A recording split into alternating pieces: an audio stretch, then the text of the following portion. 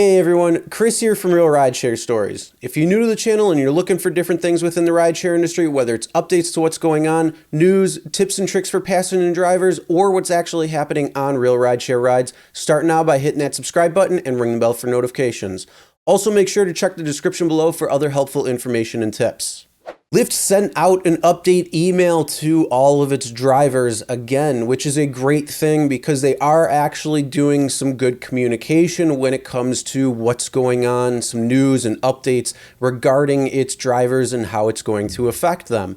So for all those people who are not drivers for Lyft, so if you just drive Uber only, or if you've gone into the delivery route or shopping route and you haven't received this email update yet, because not a lot of other companies are actually sending out the information like Lyft is. So again, I got to tip my hat off to Lyft for continuing updating its drivers when it regards information to them. So I'm going to pass that information along to everybody else who hasn't received the email. And if you do drive for Lyft and haven't received the email, at least you're going to get it this way. I'm not sure if they send it out to everybody or not, or if they just do it in batches, or how it really goes. So this is the email that Lyft sent out to its drivers. And again, it's going to be specific for Lyft, so it's going to say drivers, but a lot of this information will cover the entire gig economy. So if you're just a shopper for Instacart or Shipt, or deliver packages with Amazon Flex, or deliver food with UberEATS, DoorDash, Postmates, Grubhub, any of the other ones, then it will also pertain to, as well as Uber drivers. So don't let that get in the way. Just remember, yes, this is for all gig workers when it comes down to it, unless it's specific of what Lyft is doing. Then it's only going to pertain to Lyft drivers itself. But when it's talking about what's going on with the CARES Act, how it's going to help drivers, it's also going to help the gig economy, as we've discussed in previous videos. So going to the email, it says how the CARES Act is going to help drivers and the gig economy. So I'm going to help update that. So today they're sharing information on the new law that provides benefits to Americans and resident taxpayers who have been affected by the disease. The CARES Act aims to ease the impact of the disease and provide support to millions of working individuals and families across the country, including people who drive with Lyft and also gig economy. So any of the apps. To help navigate this new legislation and better understanding what it can mean, we've outlined the benefits below in more detail in the blog. I'll click that link in a little bit. So benefits available to all Americans and taxpayers. Again, checks will be mailed to those who qualify for 1,200 individuals, 24 for married who file a joint return, and a $500 payment for each dependent child. We've talked about that already. This link right here is just a link to the IRS to talk about if you qualify or how you qualify in that.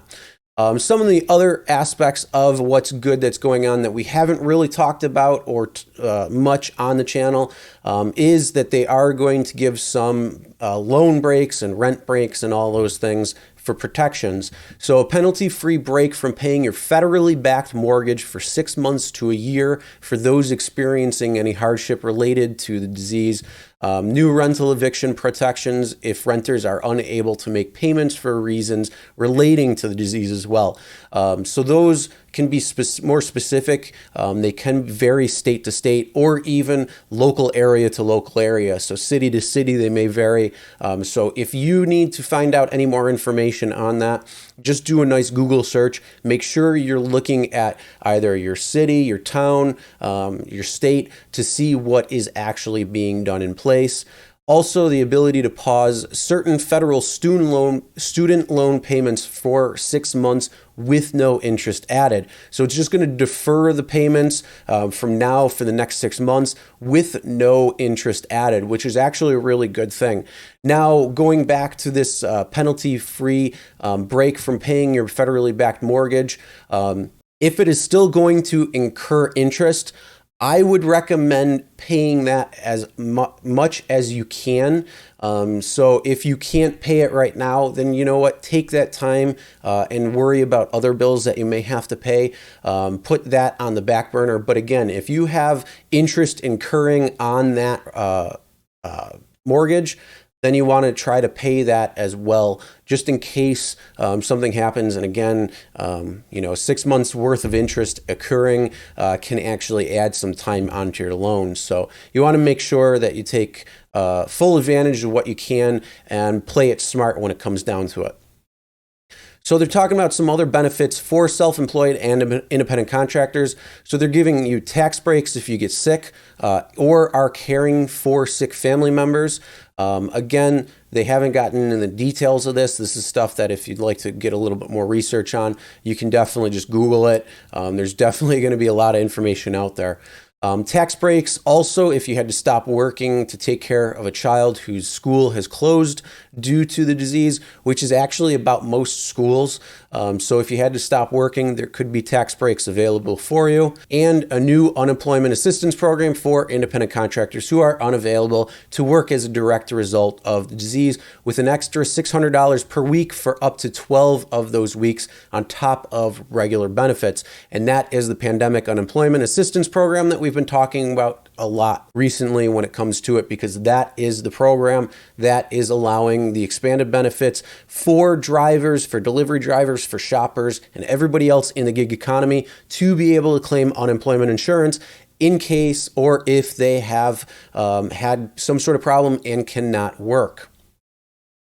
Now, benefits for drivers with jobs elsewhere who use Lyft to earn supplemental income. Their expanded sick pay and family leave, enhanced unemployment benefits, and more small business loans and some loan forgiveness available for self-employed workers and small business owners through the SBA. If you want to read more information about specific benefits, visit the IRS at the irs.gov website, and you can check out all of that information. I'm going to click this link real quick just to see if it takes you to a different spot than the irs.gov itself. Maybe it'll load. There we go. So no, it looks like it just takes you to irs.gov. So if you want to see anything, you can see the tax relief, different things along that nature. So if you want to check out the IRS website and anything that may pertain to you, go and check that out. But right now, what we're going to do is go back to that one first link, which is that Lyft Blog. Oops, sorry, wrong thing. Lyft Blog right here. And I will also leave a link in the description below for this as well. So if you want to go to this website and see what the blog is about it, then you can look at a little bit more information. And again, anything that is pertaining to Lyft specific will be just for its drivers.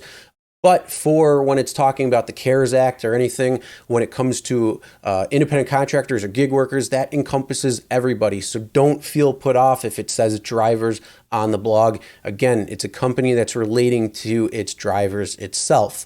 And going through this blog post, this actually has a lot more information regarding that same exact email. So this is actually going to be really good, like I said. So if you want to check out this a little bit more, it's just going to have a lot more information. So right here it says, like, it's talking about the direct payments automatically, talking about the checks. And then it says, you may spend this money on anything you and your family need, like groceries, rent, or other bills. So for an example, a household with 2 kids who makes $112,000 per year should receive $2,200. A married couple with 3 kids who make a combined $150,000 should receive $3,900. An individual with no kids making $90,000 should receive $450. So it's breaking it down in a lot more information. So if you want to go through this and actually read it or see what it may pertain to you, as like it says, benefits for drivers who earn on the Lyft platform as supplemental income while working as full-time or part-time employees elsewhere, could get paid sick leave or paid sick time and family leave. So if you get a W-2 through your regular job, you may be eligible for sick pay and family leave in the event that you or a family member becomes sick during the pandemic. Contact your employer for information on how to ensure to get paid while taking time off to get take care of yourself or a loved one. And again, these are going to always defer to W-2 first over the gig. So if you have a part-time or full-time job, always go with them first before going with Uber and Lyft or other gig economy platforms, just because it could vary how to apply, what you may get, as well as a couple of other things. So again, this is a great blog post that Lyft actually did. So it has a lot of good information on here. And again, I will leave a link in the description below. So if you want to check this out, go and check it out, because it does have a lot more information than the email that I posted, that I had gone over with you. But yeah, check this out. It has a lot of good information. And lastly, again, if it says something that's Lyft specific, it's going to be only for Lyft drivers. But for the bulk of this, it's going to be covering all gig workers. It's just because Lyft is a company and their drivers are its workforce, essentially. So again, if you see this and are looking at it and not a driver for Lyft, that's okay, because it's covering mostly about the CARES Act and what it means for you. And a last reminder, when it comes to trying to file for your state's unemployment, or the PUA, which is the Pandemic Unemployment Assistance Program, make sure you check your state's website first. Some states are allowing you to apply now for unemployment benefits. Other states are saying do not apply yet, and a few states haven't even made updates to their websites yet. So that means don't apply there necessarily yet. I will continue to bring updates for anything that's going on related to unemployment. I will also try to update you on when some states or a bulk of states start allowing benefits to be accessed by gig workers, and when you can apply.